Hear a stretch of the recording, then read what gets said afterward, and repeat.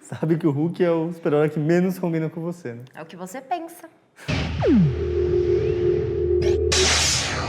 Super-heróis, esses seres fortes, incríveis, bonitos, que estão aqui pra salvar a gente. Exceto se você tiver numa das pontes, trens, prédios, que eles acabam destruindo no caminho enquanto eles tentam salvar a cidade. Esse negócio de consequências dos atos dos super-heróis é o próximo tema dos filmes da DC e da Marvel, né? O Super-Homem e o Batman brigando, e depois a Guerra Civil na Marvel. Aliás, eu tava pesquisando aqui pro Abdução, e você sabia que o termo super-herói é trademark da Marvel e da DC? É por isso que a gente não conhece muitos outros, né? Eles conseguiram registrar oficialmente que, tipo, que as pessoas pensam que é super-herói, foram os dois que criaram e ninguém mais pode usar isso comercialmente. Aren't we forgetting one teensy weensy but ever so crucial little tiny detail?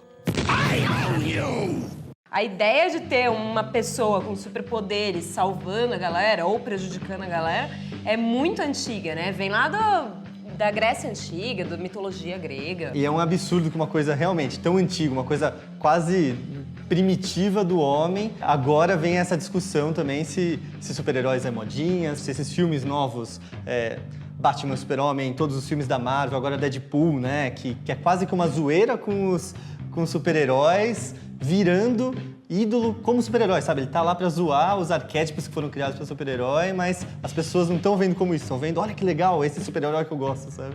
É engraçado que eu fui ver o filme do Deadpool e eu achei que ele não faz o trabalho de ser um contra-filme de super-herói. Porque ele tem uma história manjadíssima, ele tem uma estrutura fixa, uma donzela em perigo. As coisas que dava pra ser o diferencial do Deadpool, que é, por exemplo, ser muito sangrento, não é. Tem, tipo, 2 cenas de ação no filme e nem as pessoas nem se machucam tanto assim. E a questão de ele fazer muitas piadinhas, ser muito escrachado, eu achei que teve cenas em que as piadinhas eram, tipo, soltei um pum. Entendi. Sabe? So, get ready to blow out your collective sphincters, because my trailer is coming. Tomorrow. E acho que é isso que talvez que essa moda me irrite um pouco, sabe? Essa superficialidade, essa repetição do que em inglês eles chamam de tropes, né? Esses vícios de cada gênero. Claro que tem os arquétipos, heróis, super-heróis, não sei se eu posso falar. Sempre que a gente fala super-herói, a gente coloca um TM, porque vão processar a gente. Os super-heróis e os heróis têm os arquétipos desde a antiguidade. Histórias do Rama, do Gilgamesh, que já traziam esse tipo de conceito e foram criadas, Deus sabe por quem, né? É basicamente uma criação coletiva do imaginário humano. Tem o Beowulf, etc. Mas se você pegar a mitologia grega e comparar com os heróis da Marvel e da DC, o que está hoje no cinema, esse grande universo, etc., a mitologia grega é muito mais legal. Tem heróis assim como tem aqui, tem o Hércules, por exemplo, né? Que é esse herói que enfrenta cada... se você comparar qualquer história em quadrinho, os arcos do quadrinho, ele vai e enfrenta cada vilões diferente, com a ajuda de alguém superior.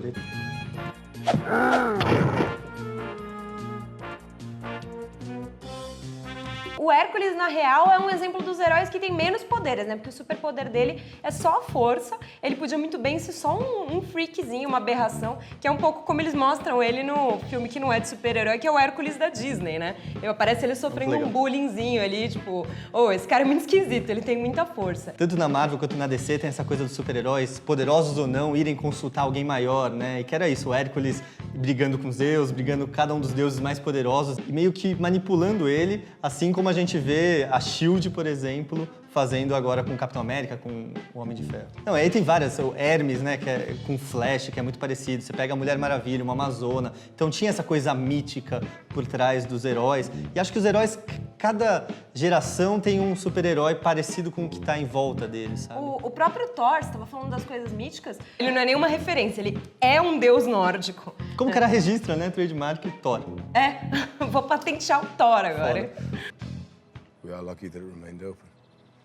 Once the world's passed. Cada época tem o seu super-herói, então você pega na Idade Média, tem os reis, os cavaleiros que já tinham essa coisa, que às vezes abençoados por Deus, tinham uma entidade que os protegia e contavam histórias dele, eles eram os exemplos contados no final do século XIX, Sherlock Holmes, etc., né, uma época que os crimes e a perícia estavam começando ali, e ele também é o super-herói que as pessoas... Robin Hood, os Três Mosqueteiros, cada um foi um super-herói da sua época, de acordo com o que as pessoas demandavam. E hoje em dia é legal porque é uma época em que a gente requer uma confirmação científica, basicamente, do mundo que a gente vê à nossa volta. A gente está muito cético e aí eles estão meio que trazendo super-heróis mais para ficção científica e menos para fantasia. E às vezes umas explicações tosquíssimas, né? É bem fruto de uma das inspirações super-heróis, que foi a era Pulp, que tinha as histórias de detetives, as histórias de ficções científicas, que não tinham base real científica nenhuma, né? Era John Carter, entrou numa caverna, foi parar em Marte, que legal, é isso. Super-Homem, putz, veio de Krypton pra cá e a gravidade não tem o mesmo impacto nele, ele pode dar pulos incríveis.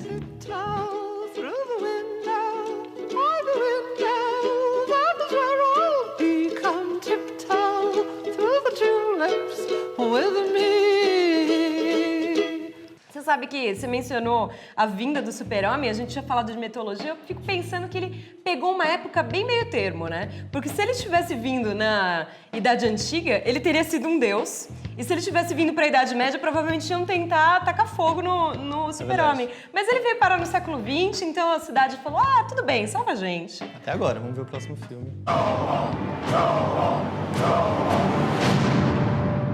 That's how it starts.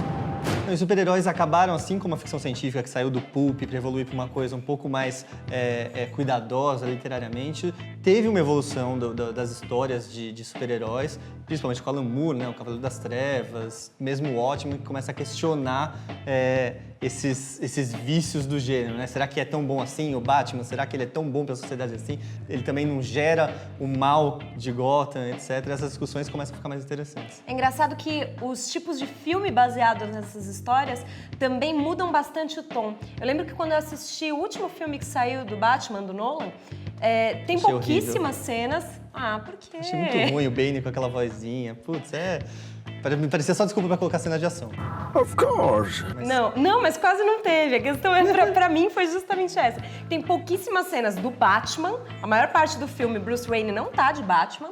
E quando eu saí do cinema, a sensação que eu tive não foi super-herói, foi Gotham City. A tendência, pelo menos, dos filmes que fogem um pouquinho é mudar o tom de filme de super-herói. É essa coisa que a gente não consegue identificar direito, mas que parece presente em todos os filmes que têm saído e tem deixado eles um pouquinho na mesmice. O Spielberg comentou até que, né, gêneros super-heróis, ele acha que vai ser igual ao western, vai ter o ápice, depois vai acabar.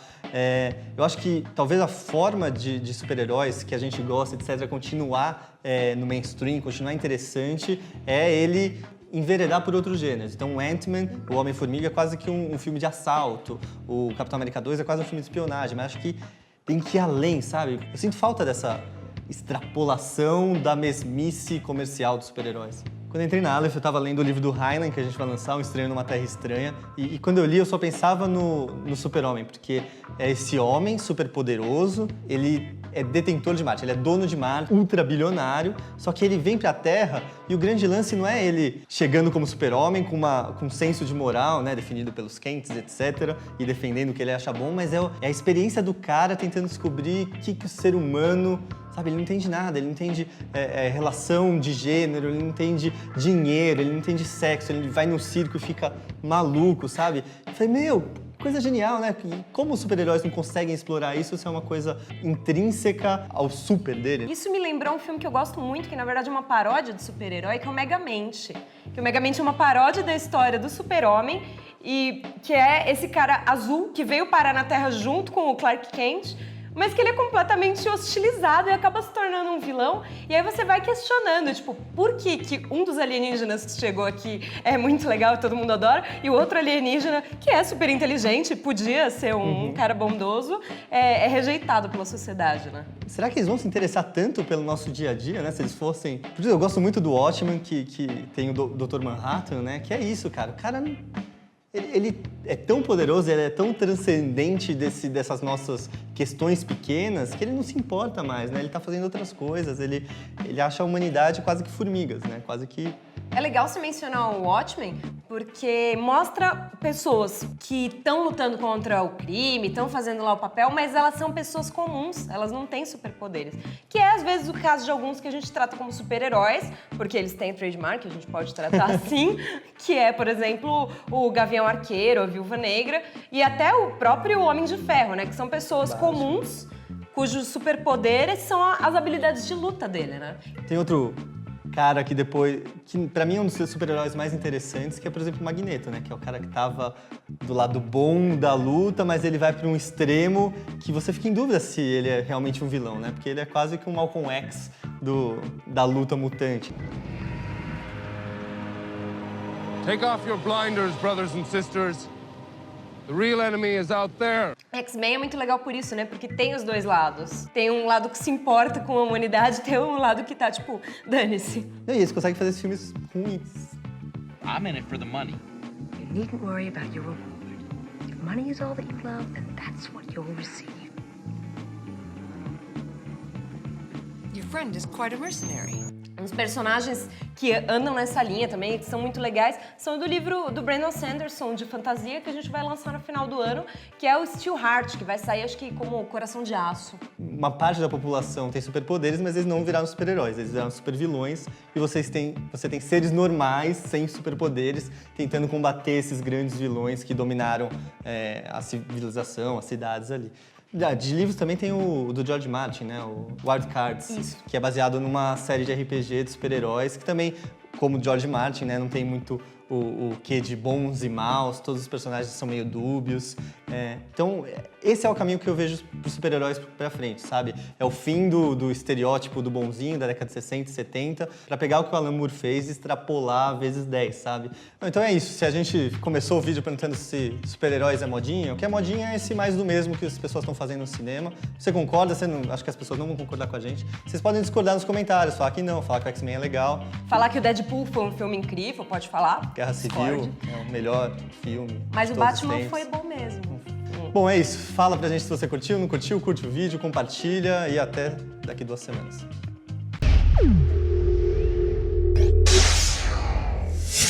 Nossa, é muito quente essa máscara.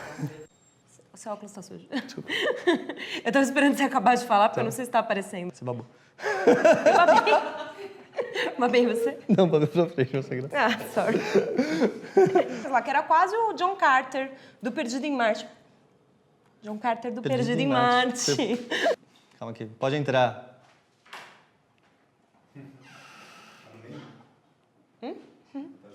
Não, e o Super-Homem...